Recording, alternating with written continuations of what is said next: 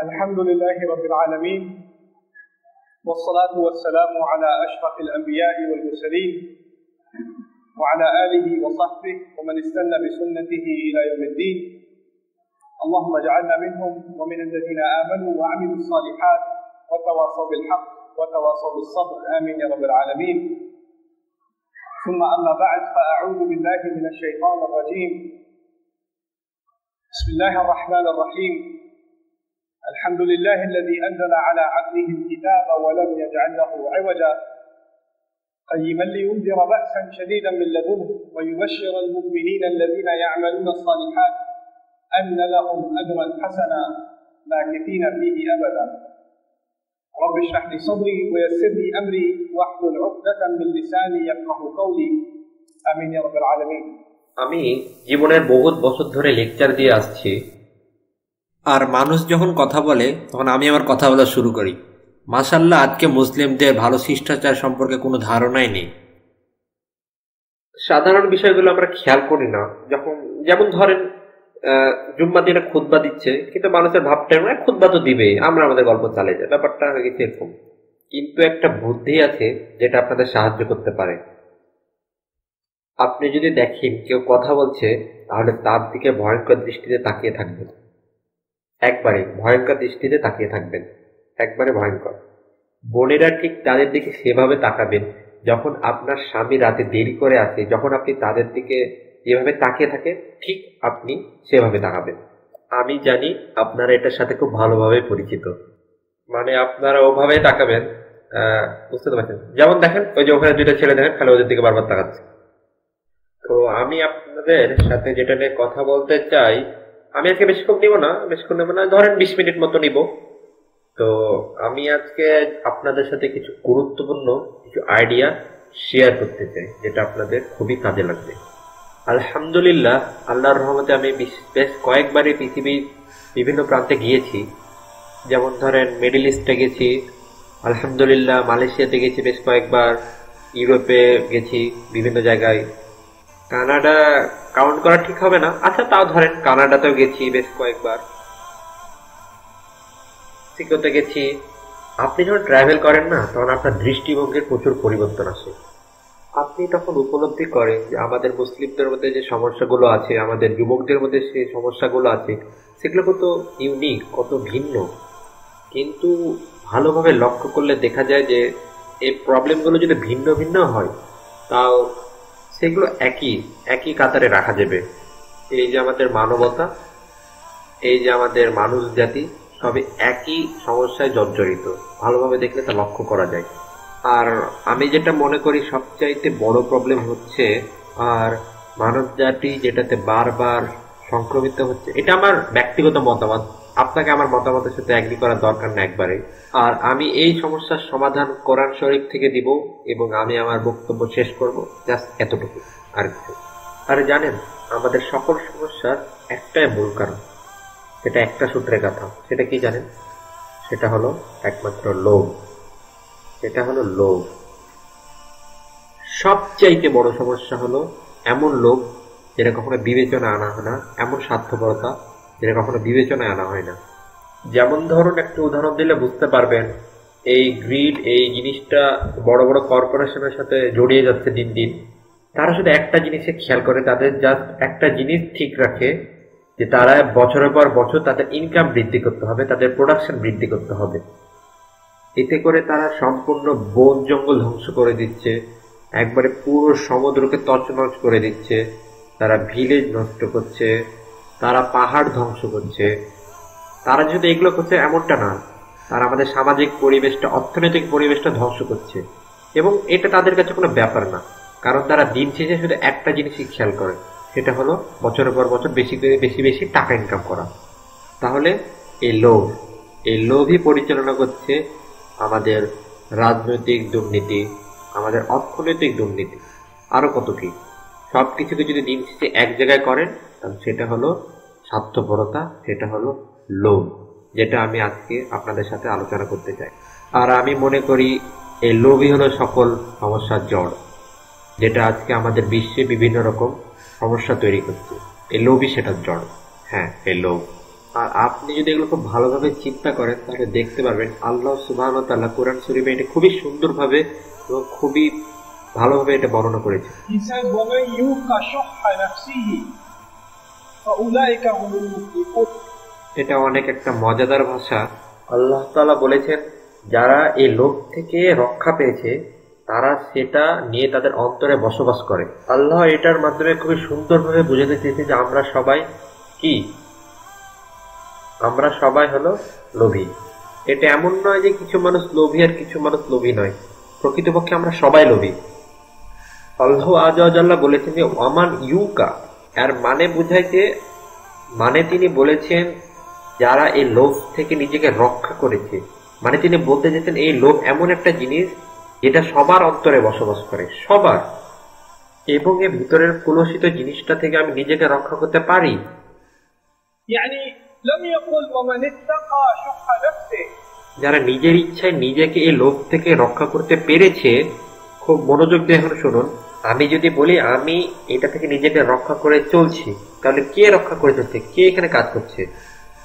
আমি নিজে, আমি সে ব্যক্তি যে নিজেকে রক্ষা করে চলছে। কিন্তু আমি যদি এখন বলি আমাকে রক্ষা করা হচ্ছে, তখন কে আমাকে রক্ষা করছে? অবশ্যই অন্য কেউ, অন্য কেউ। আল্লাহ এই আয়াতে বলছেন যে তোমাকে নিজেকে এমন কিছু থেকে রক্ষা করতে হবে, বাইরের এমন কিছু থেকে রক্ষা করতে হবে যেটা থেকে যেন তোমার ভিতরের লোভ লালসা বাইরে না আসে, ভিতরের লোভ লালসা বাইরে না আসে।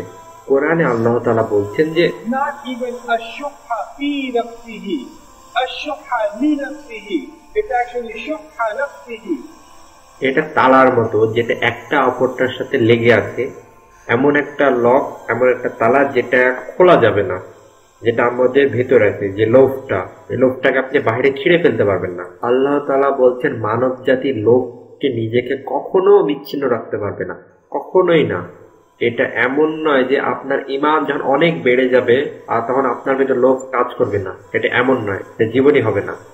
জীবনের প্রত্যেকটা দিন এই লোভ থেকে, লোভের বিরুদ্ধে আপনাকে আমাকে যুদ্ধ করতে হবে। আমি প্রথমেই অনেক বড় বড় উদাহরণ দিয়েছিলাম, অনেক বড় বড় কর্পোরেশন দুনিয়াকে দূষিত করছে, পরিবেশকে দূষিত করছে। অত বড় কিছু বাদ দেন, এটা অনেক কাছে আনেন, পরিবার থেকে শুরু করি। প্রত্যেক মা লোভী, প্রত্যেক বাবা লোভী, এমনকি প্রত্যেক সন্তান, প্রত্যেক কন্যা লোভী, এমনকি বাচ্চারাও হয় লোভী। বাচ্চারা বলে আপনি আমাকে এটা খেলনা কিনে দিয়েছেন, পরের সপ্তাহে বলবে আমি অন্যটা চাই, আমি এটা চাই না, আমাকে এটা ভালো লাগে না, আমাকে অন্যটা কিনে দেন। এটাই লোভ, এটাই লোভ। সে বলে এখন আমার এই খেলনাদের খেলতে ভালো লাগছে না, এই খেলনা দেখতে সুন্দর না, এই ফালতু খেলনা আমি আর খেলবো না, আমাকে নতুন খেলনা এনে দাও। যখন আপনি পরের সপ্তাহে তাকে নতুন খেলনা এনে দেবেন, সে কিন্তু অত্যন্ত খুশি হবে। হ্যাঁ, সে অত্যন্ত কিন্তু খুশি হবে। তার পরের সপ্তাহে আবার আপনাকে চাইবে, আবার আপনার কাছে খেলনা দেবে যে আপনার আমাকে এটা ভালো লাগছে না, আমাকে অন্য একটা খেলনা এনে দাও, আরো অনেক খেলনা এনে দাও, আমার সামনে এনে দাও। এমনকি একটা 3 বছরের বাচ্চারও লোভ থাকে। যখন আপনি একটা বড় বাড়িতে কেক আনবেন বা ক্যান্ডি টাইপ বা যাই আনেন, তো কেকটা ভাগাভাগি করতে যা দেখেন একজনের 2টা পিস পেয়েছে, আরেকজনের 1টা পিস পেয়েছে, তৎক্ষণাৎ ওই বাচ্চারা কি বলবে, আমার জন্য আরেকটা কই, আমার আরেকটা কই, তারটা তো হলুদ, আমারটা তো লাল, আমিও হলুদ চাই। তোমার কেকটা তো আমার থেকে একটু বড়, হ্যাঁ, না না না, তোমারটা তো বড়, আমি তোমারটা চাই, আমি এটা নিব না। মানে তৎক্ষণাৎ পার্থক্য করতে হবে তাদের। কেউ যদি 2টা খায় আর আপনি যদি 1টা খান, তাহলে কি আপনার টেস্টটা খারাপ হয়ে যাবে না? টেস্টটা কি খারাপ হয়ে যাবে? বিষয়টা এরকম না যে তার টেস্ট খারাপ হয়ে যাবে। তো অন্য যেহেতু আছে সেটা আমাকে পাওয়া লাগবে, আমারও যেটা থাকা লাগবে, এটা কম্পারিজন। আমরা অন্যের মধ্যে এগুলো দেখতে পেলেও নিজের মধ্যে কখনো ফিল করতে পারি না। ধরেন একটা বাচ্চা খেলনা সামনে করে বসে আছে, সেটা টাচ করছে না, হঠাৎ দেখলো তার ভাই সামনে দিয়ে আসছে এবং তার ভাই খেলনাটা দিকে তাকাচ্ছে, সে তৎক্ষণাৎ কি করবে? সেটাকে কাছে টেনে দেবে।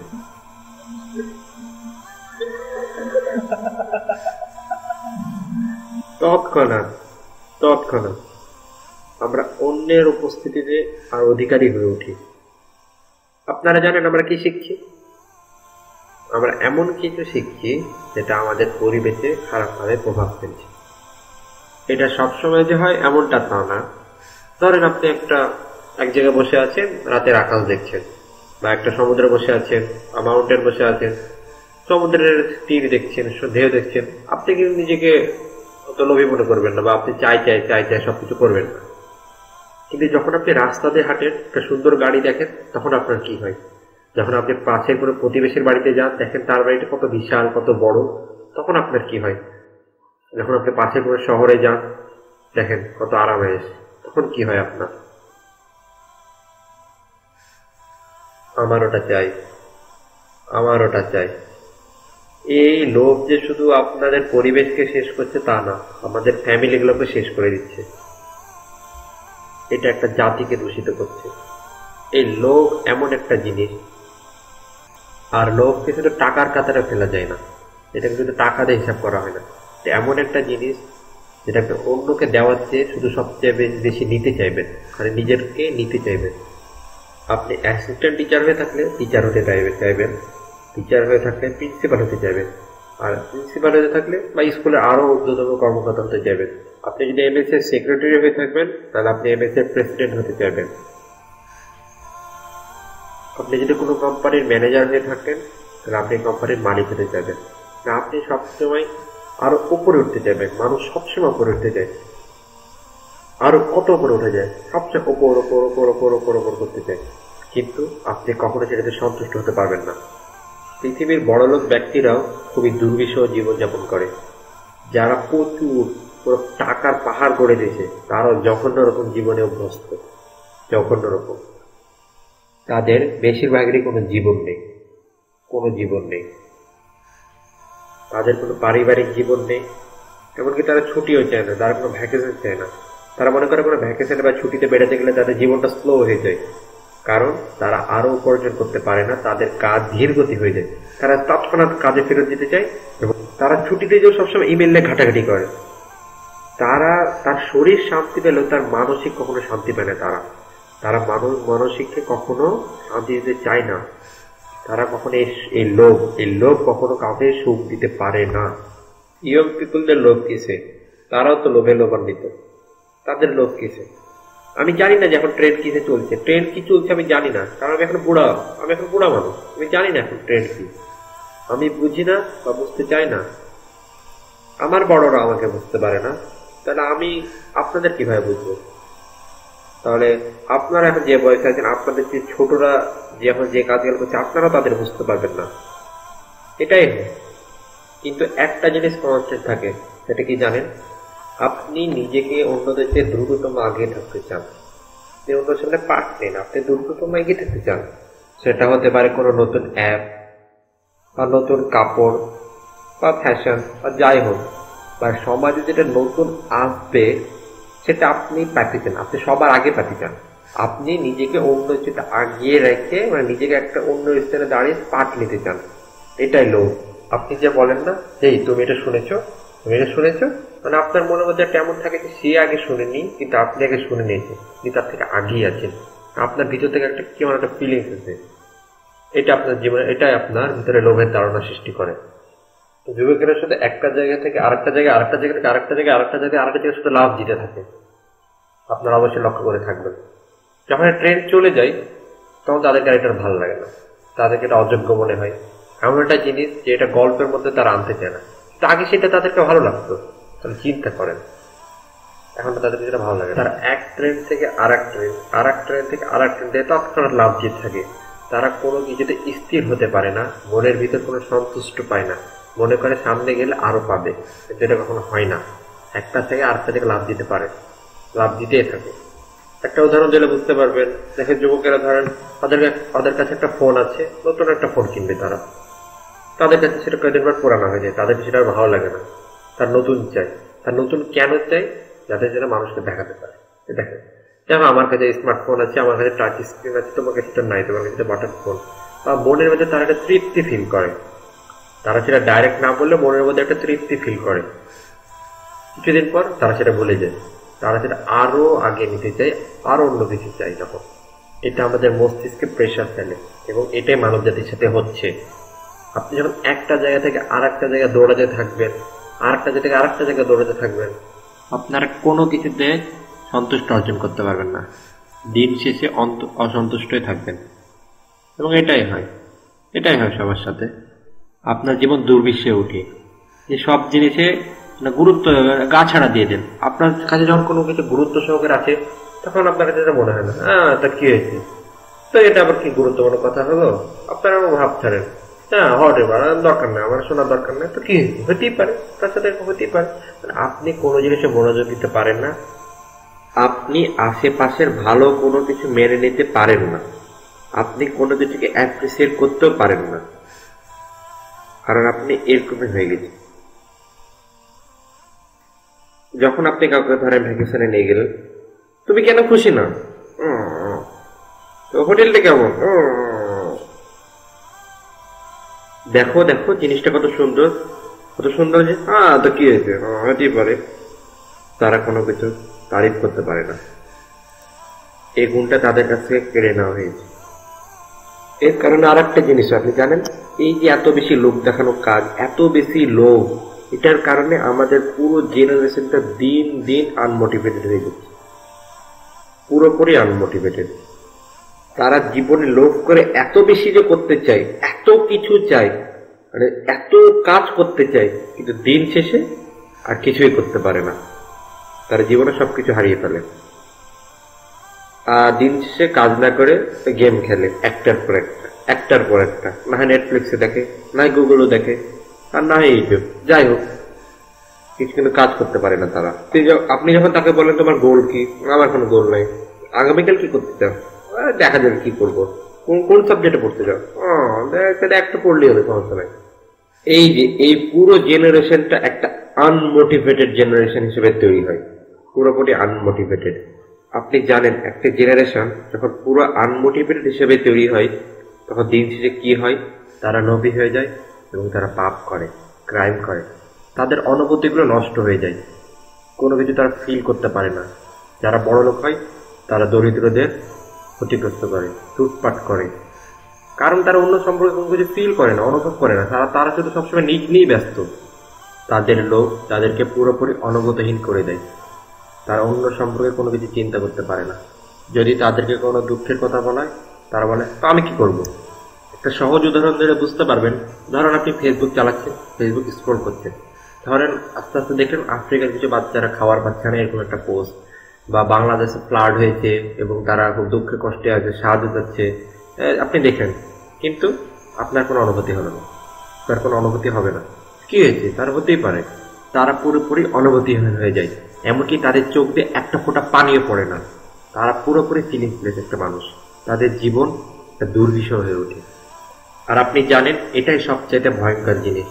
আমি শুধু মুসলিমদের ইমানের বিষয়ে কথা বলছি না, আপনি বৌদ্ধ হতে পারেন, আপনি ইহুদি হতে পারেন, খ্রিস্টান হতে পারেন, যখন আপনি কাউকে সাফারিং করতে দেখবেন, তো কষ্টে পড়তে দেখবেন, আপনার ভিতরে কিছু অনুভব হওয়া উচিত নাকি, আপনার ভিতরে একটা দুঃখ প্রকাশ করা উচিত, অন্তত চোখটা একটু ভিজে যাওয়া উচিত, কিন্তু হয় না।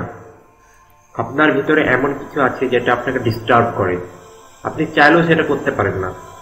টিভিতে দেখে এরকম একটা কিছু দেখলেন, ফট করে চ্যালেঞ্জ করে দিবেন, সেই সিনেমা দেখতে লাগবেন, আপনি মনে করবেন সিনেমার মধ্যে জীবনের সুখ আছে, বা আমি ওসব নিয়ে চিন্তা করতে চাই না, তারা আছে, সেটা দেখা যাবে পরের বিষয়। এটাই আজকের দিনে আমাদের বিশ্বে হচ্ছে, এবং এটা সবচেয়ে একটা ভয়ঙ্কর জিনিস। তাহলে চিন্তা করুন, বড় হয়ে এরা কিরকম বাবা হবে, এরা কিরকম মা হবে, এরা দেশের কিভাবে কাজ পরিচালনা করবে, কিরকম ভাবে কাজ পরিচালনা করবে, চিন্তা করুন।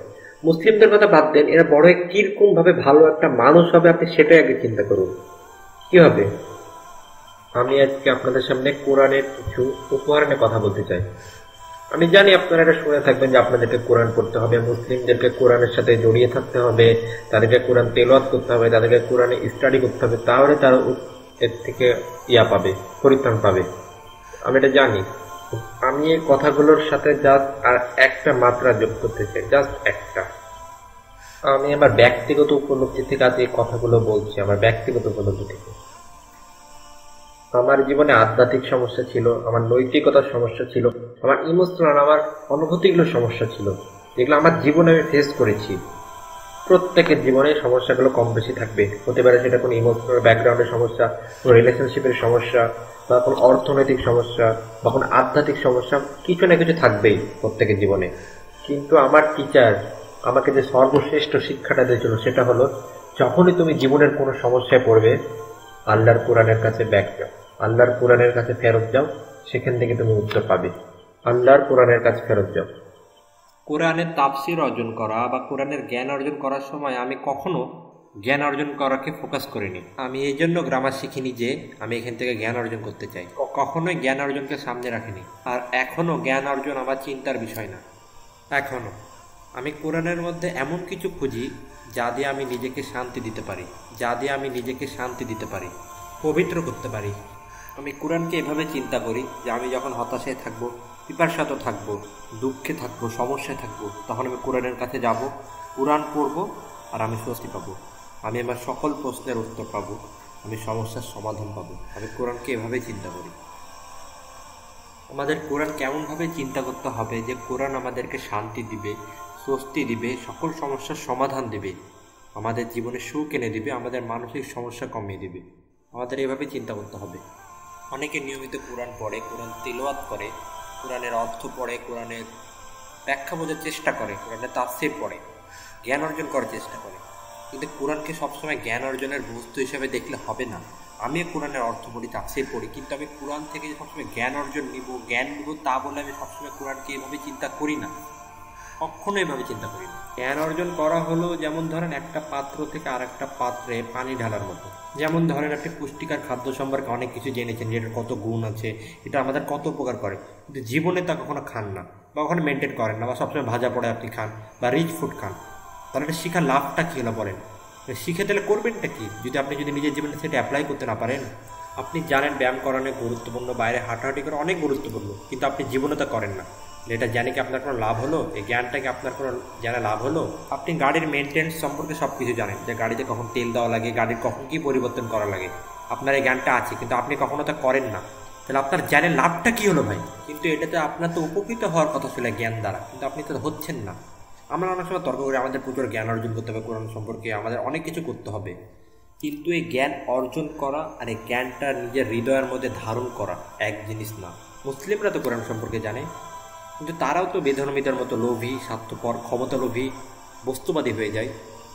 অবশ্য যারা জ্ঞান অর্জন করেন আমি তাদের কথা বলছি না। আল্লাহ আজাল্লাহ মানুষকে কোরআন এই কারণে দিয়েছেন যে তিনি জানেন যে মানুষ পথভ্রষ্ট হবে, এবং কোরআনে আসলে তার আবার সোজা হয়ে যাবে, তার আবার পথভ্রষ্ট হবে এবং তার আবার সোজা হবে, এভাবে চলতেই থাকবে। কোরআন আমাদেরকে সোজা দিকে যাওয়ার নির্দেশ দেয়, সোজা, একবারই সোজা দিকে। যখন আপনি বাঁক নিবেন তার কোরআন আপনাকে সোজা করে দেবে, আবার বাঁক নিবেন তখন কোরআন আপনাকে আবার সোজা করে দেবে। আল্লাহ আজাল্লাহ জানেন যে আমরা সবসময় ভালো কাজ করতে পারবো না, আমরা শয়তানের প্রচারণায় পড়ে বাঁক নিবই, সোজা রাস্তায় থাকতে পারবো না। এই জন্য আল্লাহ তিনি আমাদের কোরআন দিয়েছেন। আর আমরা যদি কোরআনকে এভাবে ধারণ করতে পারি যে আপনার উদ্দেশ্য যদি এ বই থেকে শুধু জ্ঞান অর্জন করাই হয়, তাহলে আল্লাহ আজাল আপনার জন্য এমন সব দরজা খুলে দিবে যে আপনি কখনোই কল্পনা করতে পারবেন না, কখনোই কল্পনা করতে পারবেন না। তাহলে এটা আপনার জন্য একবারই সহজ হয়ে যাবে, আপনার কাছে তাফসীর পড়া সহজ হয়ে যাবে, আপনি সব কিছু কঠিন জিনিসকে সহজভাবে বুঝতে পারবেন। যদি আপনার উদ্দেশ্য শুধু জ্ঞান অর্জন করা না হয়, এটা থেকে উপকৃত হওয়া হয়, আল্লাহ তাআলা আপনার জন্য এটা সহজ করে দিবেন। তাকে নিজেকে এমনভাবে তৈরি করতে হবে যাতে আল্লাহর বলা শব্দগুলো আপনার হৃদয়ের মধ্যে গেঁথে যায়।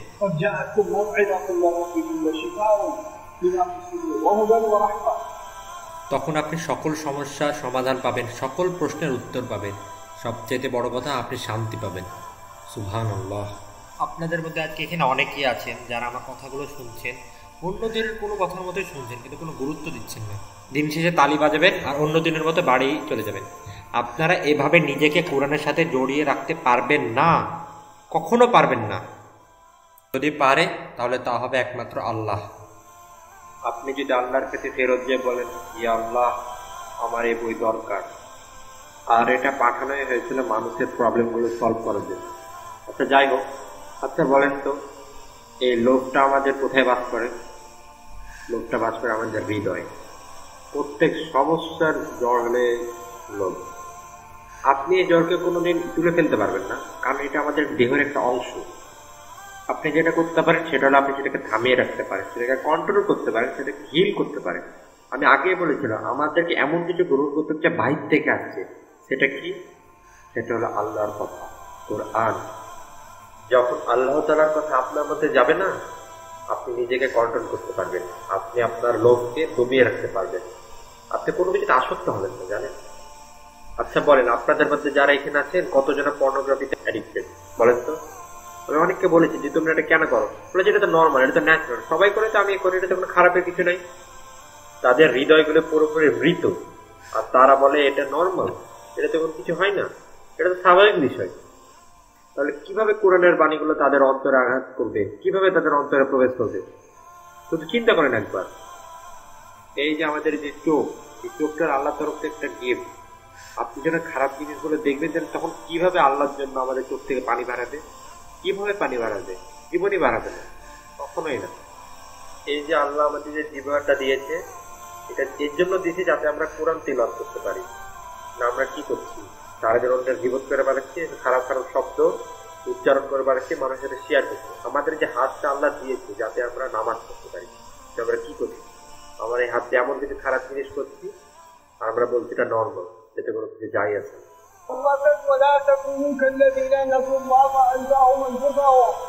যখন তারা আল্লাহকে ভুলে যায় না, তখন তারা আসলে আল্লাহকে ভুলে যায় না, তারা নিজেকে ভুলে যায়। তুমি আসলে জানো না তুমি কে, তুমি কত অনারেবল পার্সন। আল্লাহ তোমার কত সম্মানিত ভাবে তৈরি করেছে। একমাত্র এই লোভের কারণে, লোভ তোমাকে এমন একটা জিনিসে তৈরি করে তুমি অধম পশুর চেয়েও খারাপ হয়ে যাবে। দয়া করে তোমরা নিজেকে রক্ষা করো, দয়া করে রক্ষা করো তোমরা নিজেকে। আমি শুধু আমাকে রক্ষা করতে পারি, তোমাকে পারি না। তোমরা শুধু তোমাকে রক্ষা করতে পারবে একমাত্র। আপনি জানেন তারা পর্নোগ্রাফি ইন্ডাস্ট্রিকে টিকিয়ে রাখার জন্য কোটি কোটি টাকা ইনভেস্ট করে, প্রচার করে, যাতে আমাদের শিশুদের মধ্যে এই জিনিসটা ঢুকিয়ে দিয়ে তাদেরকে পশুসুলভ বানিয়ে দেওয়া যায়, যাতে আমরা পশুর মতো আচরণ করি, পশুর চেয়েও খারাপ আচরণ করি। আর এটার পিছনে কাজ করে কোটি কোটি টাকার বিজনেস। তারা কোটি কোটি টাকা খরচ করে আমাদের চরিত্রটাকে একবারে জঘন্য বানিয়ে দেওয়ার জন্য, একদম জঘন্য, একবারে জঘন্য। আর আপনারা এটা দেখে দেখে আপনার জীবনের ঘন্টার পর ঘন্টা সময় নষ্ট করছেন। আর তাদেরকে যখন বলা হয় তোমরা এটা কেন করছো, এটা তো হারাম, তখন তারা বলে এটা তো কোরআনে বলা না যে ডাইরেক্ট হারাম, আর এটা তো আমি কারো ক্ষতি করছি না। মানে যখন তাদেরকে সোজা রাস্তায় ডাকা হয় তখন তারা সোজা রাস্তা আসতে চায় না, তারা বেকার রাস্তায় আসতে থেকে খালি সোজা রাস্তায় উকি মারতে চায়, মানে সোজা রাস্তায় কখন আসতে চায় না। আমরা এখন এতই খারাপ হয়ে গেছি যে আমরা এখন আল্লাহর আইনকে এনে প্রশ্ন তুলি, বলি যে না এই কোরআনের এই জিনিসটা তো কেমন, আমাদের নৈতিকতার সাথে যায় না। আরে ভাই, আপনাদের তো কোনো নৈতিকতাই নাই। তাদের মুখ থেকে যে এখন নৈতিক বাণীগুলো শোনা যাচ্ছে না, 10 বছর আগে তাদেরকে এগুলো ভালো লাগতো না। তারা এখন এগুলো সুবিধার জন্য, তাদের নিজের সুবিধার জন্য এগুলোকে তারা এখন নিজেরই নৈতিক বানিয়ে নিয়েছে। আর আজকে যেটা তাদেরকে ভালো লাগছে, 10 বছর পর তাদের এটা ভালো না লাগতে পারে, তাদের সুবিধা মতো না গেলে তারা এটাকেও তখন পরিবর্তন করে দিবে। একটার পর একটা তাদের সুবিধা মতো সব কিছু পরিবর্তন হতেই থাকবে। তো আল্লাহ তাআলা আমাদের যে রাস্তাটা দেখিয়ে দিয়েছেন, সেই রাস্তাটা রাসূলুল্লাহ সাল্লাল্লাহু আলাইহি ওয়াসাল্লামের অবধি থেকে এখন পর্যন্ত সোজা আছে, কোনো পরিবর্তন নাই। আল্লাহর রাস্তা কখনো পরিবর্তন হয় না। আমরা আল্লাহর মোরালগুলো পরিবর্তন করি। আমরাই হলো তারা এক ট্রেন্ড থেকে আরেক ট্রেন্ডে যাই, যারা এক ফিলোসফি থেকে আরেক ফিলোসফিতে যায়। আমরাই তারা এক অনৈতিকতাকে নৈতিকতা বানিয়ে দিই। কিন্তু আপনি যদি বইকে আঁকড়ে ধরে রাখেন, যতই ঝড় আসুক আপনি মাটিকে আঁকড়ে ধরে রাখবেন, আপনাকে কেউ পরিবর্তন করতে পারবে না। আপনি মুসলিম হতে পারেন, আপনি হিন্দু হতে পারেন, আপনি খ্রিস্টান হতে পারেন, আপনি ইহুদি হতে পারেন, আপনি বৌদ্ধ হতে পারেন, নাস্তিক হতে পারেন, এটা কোনো ম্যাটার করে না। আপনি একটা জায়গা থেকে আরেকটা জায়গায় অভ্যস্ত হবেন। আপনাকে বাইরের দিকটার দিকে খেয়াল করতে হবে, আপনাকে ভিতরটাকে পরিবর্তন করতে হবে। আপনার ভিতরটাকে পরিবর্তন করতে আপনাকে এমন কিছু করতে হবে যাতে আপনার ভিতরটা পরিবর্তন হয়। তো বাইরটা পরিবর্তন করে মানুষ দেখে তো লাভ নাই ভাই। ধর্মের কাজই হলো আপনার ভিতরটাকে পরিবর্তন করা। পুরা দুনিয়ার পরিবেশ আলাদা হতে পারে, কিন্তু আপনার ভিতরটা এক থাকবে, পরিবর্তন হবে না কখনো। আমি এই বেসিক ধারণাগুলো আপনাদের সাথে শেয়ার করতে চাইছিলাম। আপনারা যদি আল্লাহর কিতাব থেকে গ্রহণ করতে পারেন, তাহলে আপনার ভিতরের এমন কিছুর পরিবর্তন হবে যা আপনাকে সত্যের পথে রাখবে, আপনাকে সত্যের পথ দেখাবে। আর যখন আপনার ভিতরে জিনিসটা পরিবর্তন হবে না, তখন আপনি বুঝতে পারবেন। আজকে আজকের এই শেষ বিষয়টা আমি আলোচনা করতে যাচ্ছি, আমি ওয়াদা করছি। আর যখন এটা হবে, আল্লাহর কোরআনের আলো আপনার ভিতরে প্রবেশ করবে।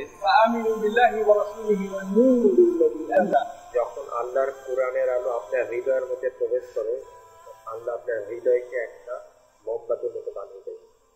আর একটা মোমবাতি, একটা ল্যাম্প শুধু জ্বালানি খায় না, সে নিজে জ্বলে এবং অন্যকে আলোকিত করে, তার চারপাশে যারা আছে তাদেরকে আলোকিত করে। ঠিক বুঝতে পারছেন আমার কথা? তার চারপাশে যারা আছে তাদেরকে আলোকিত করে। এই যুগটা হলো এখন অন্ধকারের যুগ, বুঝছেন? আপনি যখন নিজেকে আলোকিত করতে পারবেন, যখন আপনি ল্যাম্প হতে পারবেন, তখন শুধু আপনি নিজে জ্বলবেন না, অন্ধকার যুগে আপনি অন্যকে আলো দিতে পারবেন, অন্যকে। আপনি আমার কথা বুঝতে পারছেন? আমাদের চারপাশ অন্ধকার ছন্নয় আছে, আমরা রাতে বসবাস করি, আমাদের চারপাশ পুরো অন্ধকার। হ্যাঁ, টেকনোলজি দিন দিন বাড়ছে, মানুষের বুদ্ধি বাড়ছে, প্রোডাকশন বাড়ছে, অবকাঠামো বাড়ছে, এবং তার সাথে সাথে আমাদের ভিতরে লোভটা বৃদ্ধি পাচ্ছে, পুরোপুরি বৃদ্ধি পাচ্ছে। আর তার সাথে সাথে নৈতিকতাগুলো কমে যাচ্ছে, ভালো কাজগুলো কমে যাচ্ছে, ভালো সম্পর্কগুলো কমে যাচ্ছে, আর শালীনতাগুলো ধ্বংস হয়ে যাচ্ছে। সুবহানাল্লাহ। আমি আল্লাহ আল্লাহর কাছে দোয়া করি, এটা আপনি, আপনার প্রজন্ম, আপনার সন্তানরা কোরআনের আলো উপলব্ধি করতে পারেন। আপনি শুধু এর মাধ্যমে নিজেকে আলোকিত করতে পারবেন না, মানে আপনি আপনার আশেপাশের চারপাশে, আপনার প্রতিবেশীকে, আপনার চারপাশে সকলকে আলোকিত করতে পারবেন, একবারে আলোকিত। আপনারা ভালো থাকার ভান করা বন্ধ করুন, অল্প অল্প সময় কোরআনের জন্য বের করুন। আমরা সব কিছুর জন্য টাইম বের করতে পারি, কিন্তু কোরআনের জন্য টাইম বের করতে পারি না। যে জিনিসটা আমাদেরকে পুরোপুরি ট্রান্সফর্ম করে দিবে, পরিবর্তন করে দিবে। أفلا يتدبرون القرآن أم على قلوب أقفالها سيروا المتواتر إن تتولوا يستبدل قوما غيركم ثم لا يكونوا أمثالكم. আল্লাহ তাআলা বলছেন, তারা কোরআনের অনুযায়ী কেন নিজেকে পরিবর্তন করতে পারে না? তাদের হৃদয় কি একবারে কঠিন হয়ে গেছে? তারা কি কোরআন সম্পর্কে অন্তর্নিবেশ সহকারে তিলাওয়াত করে না, মনোনিবেশ করে না, বুঝে না? এটা কি এমন জিনিস যে আপনি এক সেকেন্ডে চুটকি বেজে করে ফেলতে পারবেন না? এটাতে টাইম লাগে, আপনি বলেন। হ্যাঁ, টাইম লাগে। তো আল্লাহ তাআলা বলছে তারা কোরআনের পিছে কেন টাইম দিচ্ছে না? তারা করে না কারণ তাদের হৃদয় তালাবদ্ধ হয়ে গেছে। কেন তালাবদ্ধ হয়েছে জানেন? লোভের কারণে। আল্লাহ তাআলা একই সূরা মুহাম্মদের শেষের দিকে বলছেন,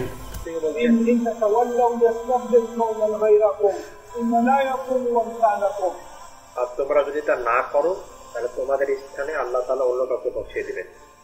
আল্লাহ এমন কাউকে বসাবেন তারা আপনাদের মধ্যে লুজার হবে না, তারা ভালো হবে, ভদ্র হবে। আল্লাহর কাছে এটা কোনো ব্যাপারই না খারাপ উম্মাকে ভালো উম্মা দিয়ে পরিবর্তন করা। আপনাদের মনে হয় না আপনারা প্রচুর অভিনয় করে নিয়েছেন, প্রচুর ইয়ার্কি ফাজলামি করে নিয়েছেন? এখন একটা সিরিয়াস হওয়ার সময় হয়েছে, আল্লাহ সম্পর্কে ভাবার সময় হয়েছে, কোরআন সম্পর্কে ভাবার সময় হয়েছে। আপনাদের নিজেদের পরিবর্তন হতে হবে। হ্যাঁ, আমিও মাঝে মাঝে ইয়ার্কি ফাজলামি করি আপনাদের সাথে, এটা ঠিক আছে। সবসময় বেশি বেশি ভালো না, আর এমনও না যে সবসময় আপনাদের নৈতিক বা খুশি হবো, এটা তো সবসময় ভালো লাগে না, তাই না? এটা তো সবসময় ভালো লাগে না, মাঝে মাঝে ঠিক আছে, বাট এক্সেস তো একবারই খারাপ জিনিস, তাই না ভাই? আপনাদের যেটা বুঝতে হবে। তো আমি রাগান্বিত হয় না, এমনকি আমি রাগান্বিত পছন্দ করি না। আমি যেটা ব্যক্তিগতভাবে নিজেকে ধারণ করি। বিশেষ করে আপনি আমার বউকে জিজ্ঞাসা করতে পারেন। কিন্তু আমার মনে হয় আপনাদের একটু জীবন থেকে পিছিয়ে দেখা উচিত। আপনারা কি করছেন? আপনারা সারাদিনটা কি করছেন? আপনারা জীবিত আছেন না মারা গেছেন? কিছু তো বুঝতে পারছি না। কিছু করেন যাতে আমি বুঝতে পারি আপনারা এখনো জীবিত আছেন।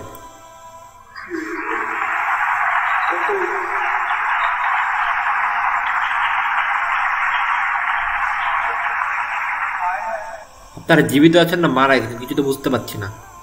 কিছু করেন যাতে আমি বুঝতে পারি আপনারা এখনো জীবিত আছেন। আমি এখানে আজকে আসতে পেরেছি শুধুমাত্র এই ভলেন্টিয়ারদের প্রচেষ্টার জন্য।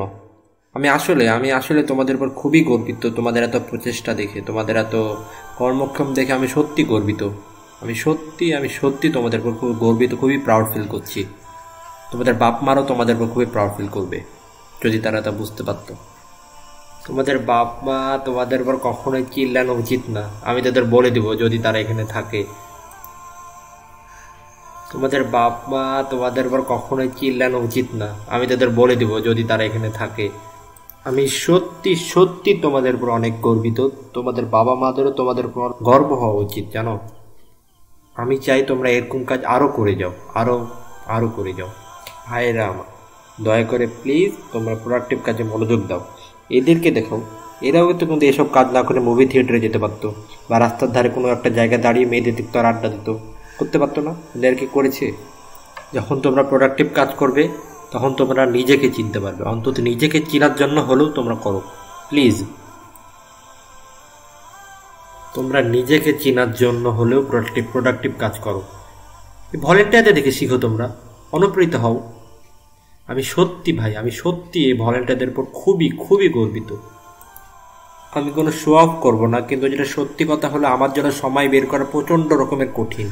আমাকে আরও অনেক জায়গা যেতে হয়, অনেক কাজ করতে হয়। আমার জন্য এই জন্য সময় বের করা একটু কঠিন হয়ে পড়ে, আপনাদের সামনে আসা একটু কঠিন হয়ে পড়ে।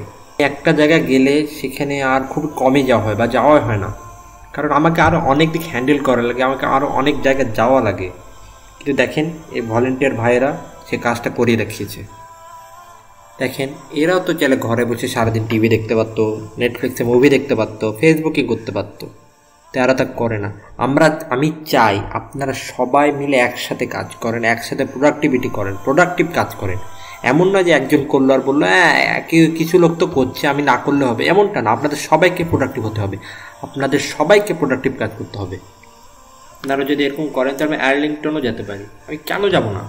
তারা যখন কষ্ট করবেন, আমাদের জন্য একটা প্রোডাক্টিভ কমিউনিটি গড়ে উঠবে, আমি তখন কেন যাব না বলেন? আমি আপনাদের জন্য কেন স্যাক্রিফাইস করবো না? আমি আপনাদের জন্য কেন কষ্ট করবো না? আমি আপনাদের মধ্যে এককভাবে প্রোডাক্টিভিটি চাই। এটা এমন না যে ধরেন কেউ মাঝে মাঝে ভুল করছে আর আপনি বলছেন যে ওকে দ্বারা কিছু হবে না, এরকম না। আমি চাই আপনারা সব এককভাবে প্রোডাক্টিভ হন, এককভাবে। যারা পাচ্ছে না তাদের সাহস দরকার, তাদেরকে উৎসাহ জাগানো দরকার, তখনই তো তারা এগিয়ে যাবে, তাই না? আমি এই শহরে কেন এসেছি জানেন? আমি জানি এই শহর বাস করার জন্য অনেক জোশ, কিন্তু এই শহরের যুবকেরা কোনো প্রোডাক্টিভ কাজ করে না, না কোনো কলেজের ছাত্ররা করে, না কেউ করে। আমি এই জিনিসটার পরিবর্তন চাই, আমি এই জিনিসটার পরিবর্তন দেখতে চাই। আমি এই কারণে এখানে আসছি, তাছাড়া আমার আসার আর কোনো কারণ ছিল না। আমি এটাকে একটা সচল জীবনাবলী হিসাবে দেখতে চাই। আজকে আমাদের দেশে অনেক আগে এসেছে, কিন্তু আমাদের যুবকেরা মোটেও আগাচ্ছে না, তারা একবারে অচলক্ষণ। আপনি এমন কোনো কাজ করে দেখান যাতে পুরো দেশ আপনার দিকে তাকিয়ে থাকে, দেখতে পারে এই শহরের ছেলেরা পারে, এই শহরের ছেলেরা কি না করে দেখাতে পারে। আমি আপনাদের এটাই বলতে চাই। ধন্যবাদ আমাকে শোনার জন্য। জাযাকাল্লাহু খায়রান। আসসালামু আলাইকুম।